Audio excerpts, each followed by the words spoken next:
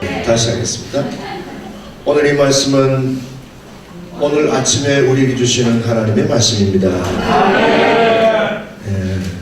자, 같이 읽습니다. 악인의 죄가 그의 마음속으로 이르기를 그의 눈에는 하나님을 두려워하는 빛이 없다 하니 그가 스스로 자랑하기를 자기의 죄악은 드러나지 아니하고 미워함을 받지도 아니하리라 하미로다. 그의 입에서 나오는 말은 죄악과 속임이라. 그는 지혜와 선행을 거쳤도다. 그는 그의 침상에서 죄악을 꾀하며 스스로 악한 길에 서고 악을 거절하지 아니하는도다. 여호와여, 주의 인자하심이 하늘에 있고 주의 진실하심이 공중에 사무쳤으며 주의 의는 하나님의 산들과 같고 주의 심판은 큰 바다와 같으니이다. 여호와여, 주는 사랑과 짐승을 구하여 주시나이다. 하나님이여, 주의 인자하심이 어찌 그리 보배로우신지요. 사람들이 주의 날개 그늘 아래에 피하나이다. 그들이 주의 집에 있는 살찐 것으로 풍족할 것이라. 주께서 주의 복락의 강물을 마시게 하시리이다. 진실로 생명의 원천이 주께 있사오니 주의 비단에서 우리가 빛을 보리이다. 주를 아는 자들에게 주의 인자심을 계속 베푸시며 마음이 정직한 자에게 주의 공의를 베푸소서. 교만한 자의 발이 내게 이르지 못하게 하시며 악인들의 손이 나를 쫓아내지 못하게 하소서. 악을 행하는 자들이 거기서 넘어졌으니 엎드러지고 다시 일어날 수 없으리라. 아멘. 백세일기로 유명한 김영석 교수님이 최근의 얘기를 잠깐 소개해 주셨습니다. 11월 달에 지방 강연을 위해서 김포공항에 이제 가셨어요. 팀들이 있어서 갔는데 다른 분들은 다 탑승권이 나오는데 이 김 교수님은 오류가 생겨가지고 표가 안 나왔어요. 그래서 공항 직원이 계속 두드리고 확인하고 했는데 표가 그 전산 장치에서 오류가 생긴 거예요. 그래서 교수님 얼굴을 쳐다보고 이상하다고 해서 주문등을 좀 보자고 그랬더니 주문등을 좀 보여드렸더니 대조하면서 연세가 어떻게 되세요? 하니까 101세입니다 하니까 컴퓨터에는 한 살로 입력되어 있다. 컴퓨터에는 100세가 이상이 없대. 그래서 100세 지나면 다시 한 살이 된대. 대한항공 컴퓨터에는 김영석 교수는 한 살로 그렇게 입력이 되어 있대요. 이분하고 같이 잘 아는 세브란스 원목의 그 장모님은 금년에 106세래요. 근데 취약 통지서가 나온 거예요. 6살이니까 취약하라고 통지를 보내드려요. 컴퓨터도 이게 완전하지 않다는 것을 우리들에게 보여주고 있습니다. 이게 인공지능 시대의 한계입니다. 우리는 인공지능 시대에 많은 편의를 보고 있지만은 또 그런 약점도 있다는 것을 우리가 볼 수 있겠습니다. 그래서 세상은 이렇게 완벽하지 않습니다. 그래서 세상을 신뢰할 수 있는 대상은 아니다는 거죠. 우리가 바운다리에서 많이 배우지만 하나님과 나 사이에, 세상과 나 사이에 항상 성령님이 춤을 추게 하라. 한번 따라할까요? 세상과 나 사이에 성령님이 춤추게 해드립니다. 무슨 말인지 알겠죠? 우리가 주님과 나 사이가 가로막힐 정도로 무언가 밀착이 되면은 성령님이 숨쉴 수 있는 공간이 없다는 거예요. 부부지간에도 마찬가지고요. 부모와 자녀지간에도 마찬가지고, 돈과 나 사이도 그렇고, 어떤 경우에는 목회자에게는 목회 자체가 주님과 나 사이를 가로막는 장애물이 될 수도 있다. 한국의 근로자 1만 명당 산업용 로봇 수가 710대랍니다. 그래서 세계에서 우리나라가 제일 로봇을 활용하고 있는 비율이 높다는 겁니다. 이 현재 직업 중에서 80%가 10년 내에 다 사라진다는 겁니다. 그래서 AI 인공지능 시대를 극복하기 위한 대체할 수 없는 것이 뭘까? 대체할 수 없는 것. 인공지능이 대체할 수 없는 진짜 우리의 본질, 이게 뭘까? 그게 이제 우리 인간에게는 AI가 없는, 인공지능이 없는 것이 있는데 그게 뭔가 하면은 영성이라는 겁니다. 영성이고 그리고 성품이라는 겁니다. 그래서 우리가 AI 시대를 살고 있지만은 이 AI 시대를 AI가 대체할 수 없는 것이 있는데 그게 뭔가 우리가 하나님께 기도하는 거. 인공지능이 기도합니까? 기도문은 읽을 수 있지만은 그건 영이 아니기 때문에 기도할 수 없는 거죠. 그 다음에는 자기 반성, 또 자기 성찬, 상대방을 배려해 주는 것은 AI가 못해요. 이세돌하고 AI하고 바둑 내기 했잖아요. 누가 이겼어요? AI가 이겼어요. 그래서 인공지능이 갖고 있는 약점이 뭔가 하면은 끝까지 이기려고, 죽기 살기 이기려고만 합니다. 그런데 이세돌은 역시 인간입니다. 져줄 줄 안다는 거죠. 그래서 인간다움이 뭐냐? 져줄 줄 아는 거죠. 결국 이게 뭐예요? 자기가 이기는 것만이 영상 아니고 상대방을 배려해 줄 수 있는 그런 여유, 이게 뭐예요? 영성이다. 스피리추얼리티, 영성. 기도할 줄 알고 상대방을 배려해 줄 줄 알고 또 져줄 줄 알고. 오늘 이 시편 36편은 시편 35편하고 계속 연장되는 내용입니다. 시편이 거의 150편 가운데 약 한 80편이 다윗의 시고요.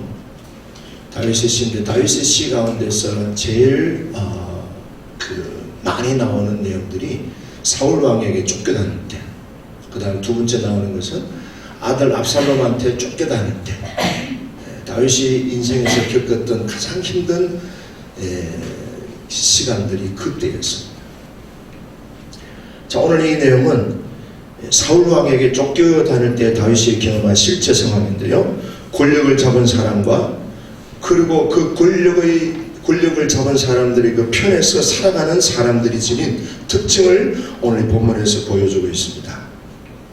항상 권력을 지닌 사람들은 그 권력이 영원히 자기 것인 양 오만하고 매우 난폭하게 권력을 휘두릅니다.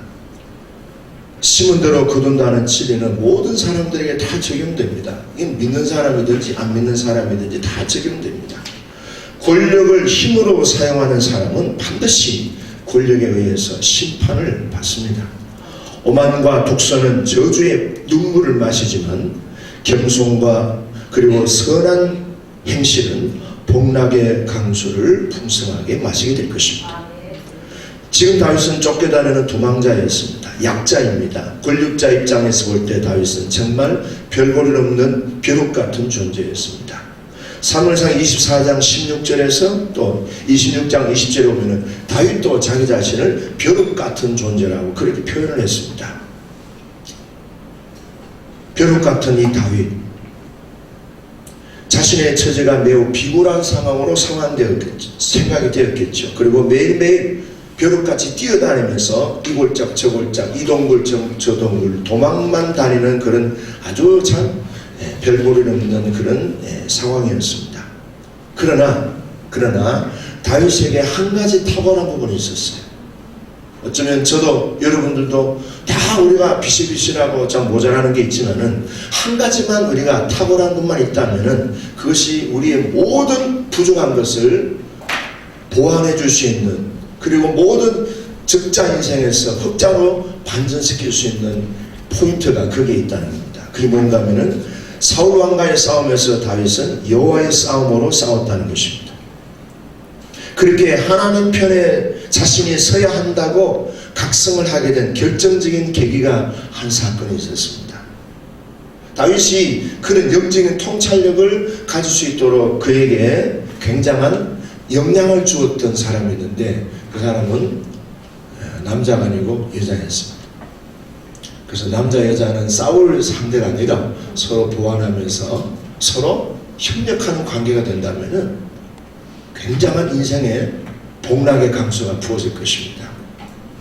하나님께서 일일이 다 남편들에게 개입 못하니까 하나님은 아내를 보내주셨고, 남성들이 보지 못하는 그 사각지들을 하나님 여성들을 통해서 보게 해주셨습니다.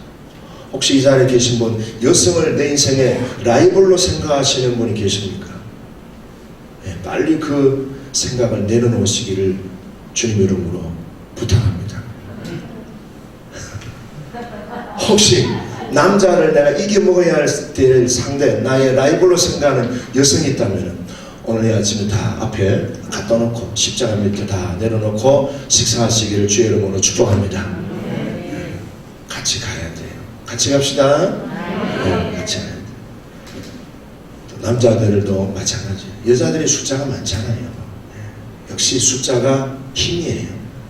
그러니까 남자들 빨리 꼬리 내리시고 여자분들하고 잘 동력하시고 같은 인생의 좋은 파트너로 존중해 주시고 같이 손잡고 가면 멋진 일들이 펼쳐질 겁니다. 그 여자 이름은 아비가일입니다.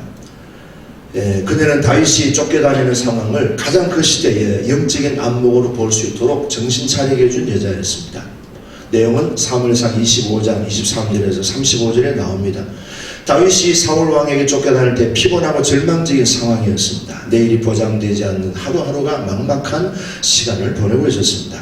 마온이라는 골짜기에서 다윗이 진치고 있었는데 그때 다윗과 함께 있었던 공동체가 한 600명 정도 됩니다. 빚진 사람들, 도망자, 사기친 사람들, 사회적인 약자들 많이 모여 있었습니다. 마침 그 골짜기에 유명한 부자가 가축을 치는데 4,000마리나 되는 그런 부자였습니다. 근데 그 이름이 나발입니다. 나발. 부인은 아비가일입니다. 골짜기에서 진을 치고 있는 4,000마리의 이 양떼, 염소떼, 소떼를 이렇게 거느리고 있는 이 모습을 보고 다윗은 본능적으로 그 양들과 염소떼들을 지켜주고 보호해주고 있었습니다. 왜냐하면 다윗은 누구 출신이죠? 목동 출신이었습니다. 그래서 목동 출신이기 때문에 이 짐승들은 보호가 필요하다는 것을 알고 있었기 때문에 보호해주고 있었습니다. 기간이 얼마나 지났는지는 모르겠습니다만 제 추정해 보면 한 20일 정도 지나지 않았을까. 저를 보면은 나발이 양틀 깎는다는 소식을 듣고, 양틀 깎는 때는 추수 때잖아요. 그러니까 굉장히 축제 때고 이때는 나그네들도 대접하고 집안 잔치를 벌이는 때인데, 그래서 다윗이 고기 조금 얻었고 떡이라도 좀 얻을까 싶어서 10명의 소년들을 보냈습니다. 그러면서 이렇게 얘기했습니다. 우리에게 먹을 것을 좀 주면 좋겠다. 우리의 종은 당신의 종이고 다윗은 당신의 아들로 알고 은혜를 베풀어 주면 좋겠다. 그때 나발이 이렇게 대답을 했습니다. 다윗이 어떤 놈이냐? 요즘 도망 나간 노예들이 많다는 소문을 들었는데 혹시 그 인간이 아니냐? 내 떡과 물을 그런 자에게는 줄 수 없다 그랬습니다. 자, 그 얘기를 들으니까 다윗이 화가 치밀었습니다. 문자적으로 보면 이 나발이라는 사람이 다윗을 전혀 모르는 사람 같죠. 근데 다윗이 누굽니까? 사울왕의 사위고 골리앗을 쓰러뜨린 용장이고 이미 KBS나 MBC, SBS 뉴스에 다 알고 있는 상황인데 모른다고 딱 이렇게 시치미를 대는 거죠. 다윗이 화가 나가지고 자기 같이 있는 동료들 400명의 칼 차는 사람들을 칼을 차게 하고 자기도 칼을 차고 그 나발과 그 남자들을 죽이려고 길을 떠났습니다. 그 상황을 나발의 한 종이 나발의 아내 아비가일에게 알려주었습니다. 아비가일은 위험한 사태가 일어날 것을 예상하고 떡, 포도주, 양 그리고 볶은 곡식을 실어서 다윗을 맞이합니다. 아비가일이 다윗을 보고 그 자리에서 무릎을 꿇고 다윗에게 설득합니다. 참 이 여자가 지혜로운 사람이죠. 무릎을 꿇고 뭐라고 얘기하는가 하면은 첫째, 하나님께서 당신에게 나를 보냈습니다. 당신의 손에 복수의 피를 묻히지 않게 하시려고 하십니다. 두 번째, 남편은 아주 못난 사람입니다. 남편의 잘못은 나의 잘못입니다. 용서해 주세요. 이게 참 어려운 대목이에요. 한번 따라할까요? 남편의 잘못은 나의 잘못입니다. 용서해 주세요. 이런 아내가 있습니까? 있어요. 다 저 인간 때문에 내가 인생이 망가졌다 그러지 남편의 잘못은 나의 잘못이다 이렇게 생각하는 여인들이 어디 있겠습니까? 아내들이 치원에만 있는 거예요. 치원. 세 번째, 하나님은 지금 당신을 이스라엘의 왕으로 세우시려고 당신을 인도하고 있습니다. 지금 당신은 사울 왕에게 쫓겨다니는 그런 모습이지만 실제는 여호와의 싸움을 싸우고 있습니다. 당신은 하나님의 신실한 종입니다. 그 다음에는요, 하나님께서는 당신을 통해 장차 이스라엘 민족을 크게 세우실 것입니다. 당신은 여호와의 싸움을 싸우시기에 반드시 승리할 겁니다. 당신은 반드시 왕이 될 것이고 당신을 괴롭히는 사람은 모두 하나님께서 처리하실 것입니다. 그 다음에 여호와의 싸움을 싸우는 싸움을 당신이 싸우고 있기 때문에 이런 나발이라고 하는 인간을 죽이는 것은 당신의 인생에 불명예스러운 수치가 될 것입니다. 끝으로 하나님은 당신을 승리케 하실 것입니다. 반드시 왕이 되게 하실 것입니다. 끝까지 여호와의 싸움으로 싸우시기를 바랍니다. 당신은 하나님의 종입니다. 수준 높은 삶을 살아가야 하는데 그 끓어오르는 분노를 조절하지 못하고 나발을 죽이는 것은 당신의 일생일대에 큰 실수할 수 있을 겁니다. 후회하실 것입니다. 야, 다윗이 그 말을 들으니까 너무 마음에 감동이 된 거예요. 저는 이 내용이 우리 여성들이 남편을 설득시키는 좋은 텍스트라고 보여집니다. 무조건 돌직구 나뉘면은 남자들도 힘들어요. 그러나 남자들에게 뭘 줘요? 당신은 반드시 이스라엘의 왕이 될 것을 나는 확신합니다. 이렇게 좀 상대방을 좀 띄워주면서 이렇게 찔러도 덜 아픈데요. 전혀 띄워주지 않고 전혀 남편의 어떤 그런 존재를 존중해주지 않고 푹 찌르니까 어떤 남편이 그 가시를 찔림을 받고 할렐루야 하겠어요. 예, 기절하지. 예, 그걸 오늘 이 아비가일을 통해서 잘 여러분들이 배웠으면 좋겠습니다. 이것이 우리의 성품이 될 수 있기를 바라요. 그러면서 다윗이 뭐라 합니까? 하나님을 찬양한다. 네가 아니었으면 후회할 일을 할 뻔했다. 칼을 거두고 내가 돌아가겠다. 여러분, 다윗의 그 분노의 칼을 칼집에 꽂게 만든 것은 무엇입니까? 다윗의 존재를 존중해주고 당신은 반드시 왕이 될 것입니다. 당신의 꿈이 이루어질 것입니다. 당신의 품은 뜻이 반드시 성취될 것입니다. 하나님은 당신을 위대한 종으로 쓰실 것입니다. 네? 남편들에게 한번 해보세요. 자, 따라할까요? 당신은 반드시 승리할 것입니다. 하나님은 당신을 위대한 사람으로 세울 것입니다. 이게 낫습니까? 아이고 꼬라지하고는 이게 낫습니까? 예, 그렇죠. 그랬더니 다윗이 씩씩거리면서 칼을 들고 죽이 버릴까? 나를 아주 그냥 개떡으로 하려고. 근데 그 칼을 쑥 꽂고 갔습니다. 그래서 다윗이요, 손 한 번 잡아봤으면 이 노래가 나오더라고요.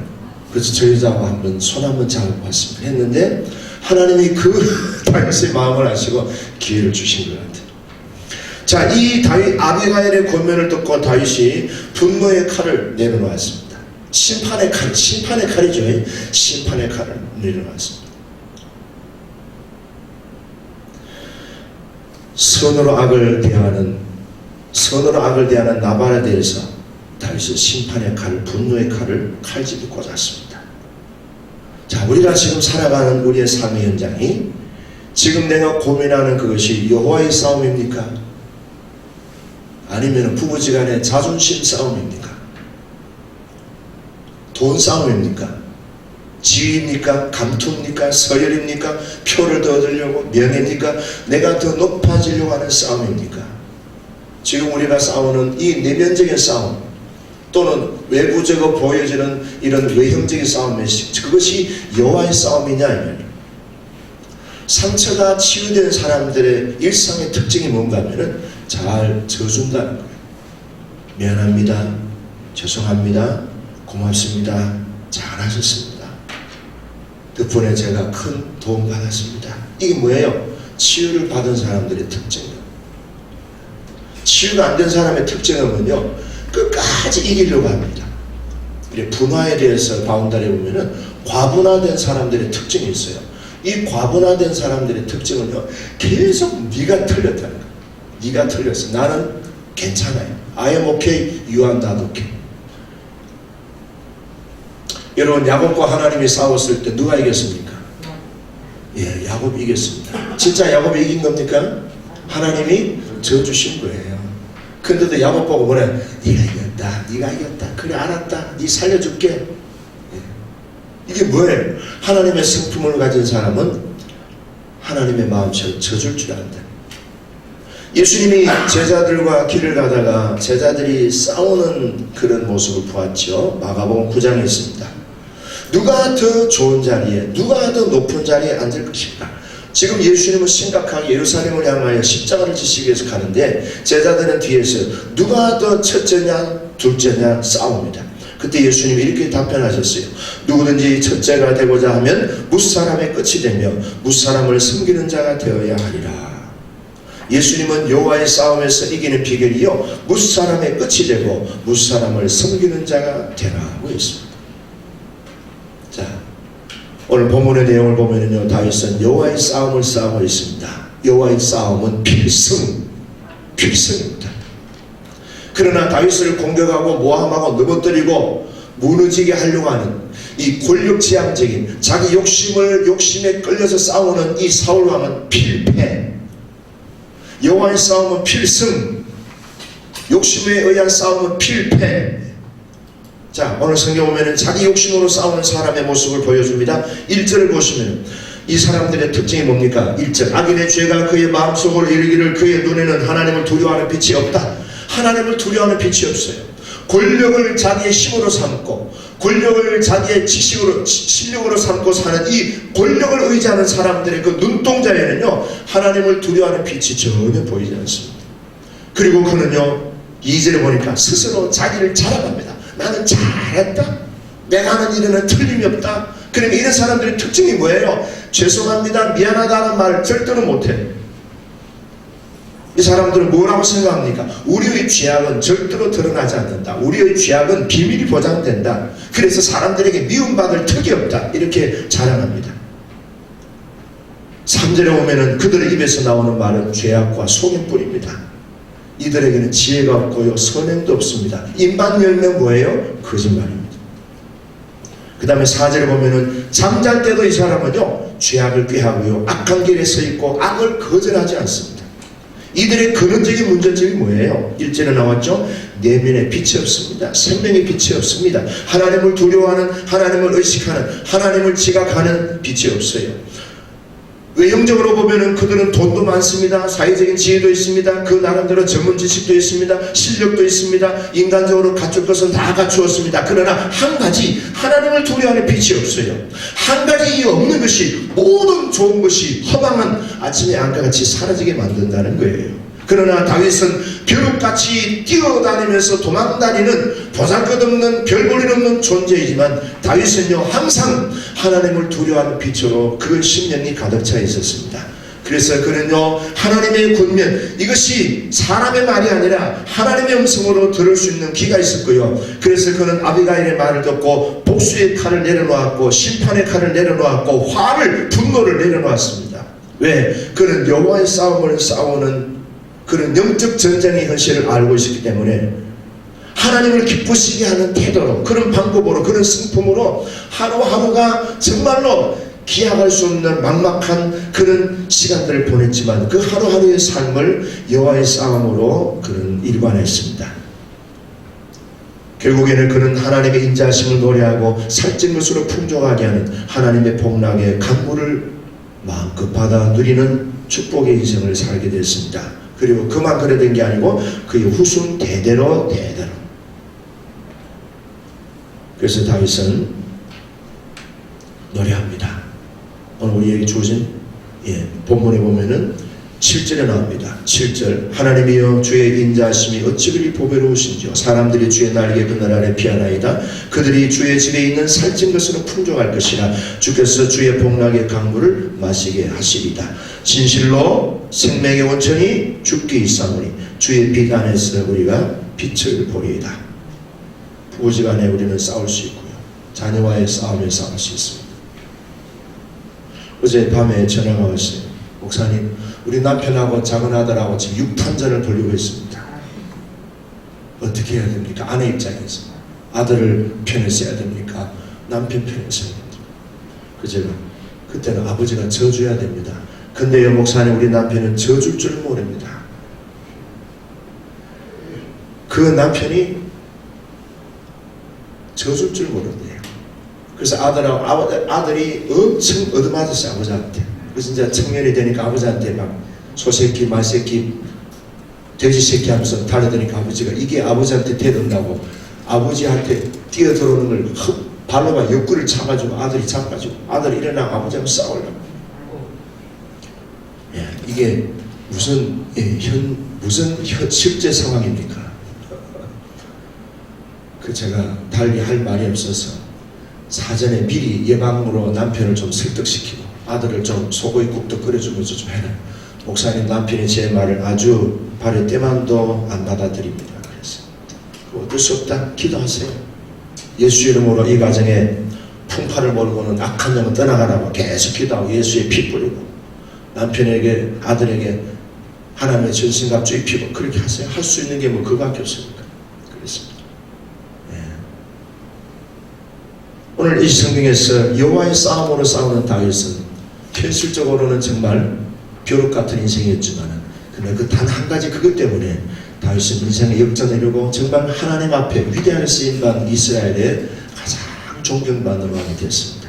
한 가지 그것만이라도 우리가 충실히 우리 내면을 생명을 키워나간다면 하나님은 여러분들을 통해서 우리 한국교회 이 민족에 큰 희망을 열어갔을 줄로 믿습니다. 이 아침에 그런 결단의 시간 되기를 주의 이름으로 축복합니다. 우리 한 1분 동안만 기도하겠습니다. 주여 기도합니다. 주여 자비로우신 하나님 아버지 은혜와 사랑을 감사합니다. 주신 말씀을 잘 기억하면서